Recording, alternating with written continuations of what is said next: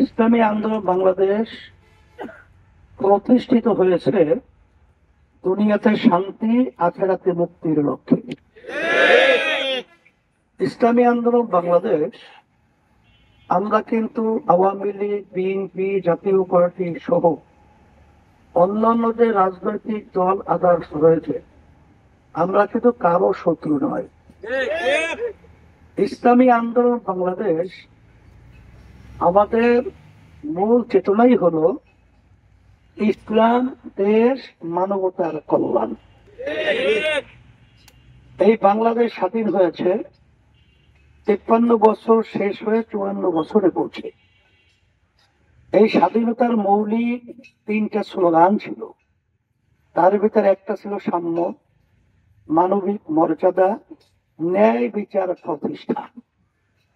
কিন্তু যারাই 53 বছর দেশ পরিচালনা করেছে, এদের মাধ্যমে মূলত একটাও আমরা দেখতে পাই নাই, বরঞ্চ আমরা এদের পরিচালনায় পেয়েছি তাম দুনিয়ার ভিতরে এদের পরিচালনায়। বান্ডেল থাকলে প্রতি সেনমানিতে টাকা বাঁচবে। বিকাশ সেনমানি বান্ডেল কিনে জিতুন প্রতি লেনদেনে। এই সুন্দর দেশ বাংলাদেশটা একবার দুইবার নয়, 5 বার চোরের দিক থেকে, দুর্নীতির দিক থেকে তাম দুনিয়ার ভিতরে ফার্স্ট হয়েছে। আমরা তাদের পরিচালনায় পেয়েছি হাজার হাজার মায়ের কোল সন্তান হারা হয়েছে। আমরা এদের পরিচালনায় পেয়েছি যে আমাদের দেশের টাকা পাচার করে বিদেশে বেগম পাড়া তৈরি করেছে।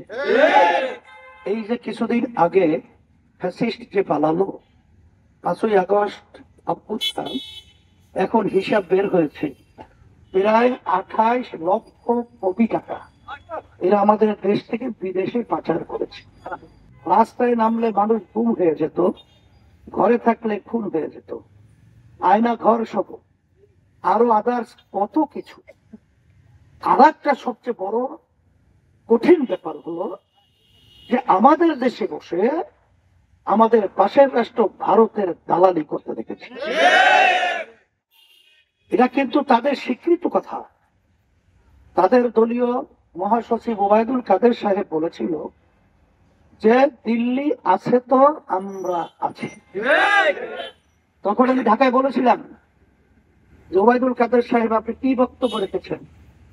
দিল্লি আছে তো আপনারা আছেন মানে তাহলে আমাদের বাংলাদেশকে আপনারা স্বাধীন স্বীকার করতে চান না যে আমরা একটা বাংলাদেশ স্বাধীন দেশ? না হয় আপনার জাতির কাছে ক্ষমা চান, নাহলে আপনার বক্তব্য ব্যাখ্যা দেন।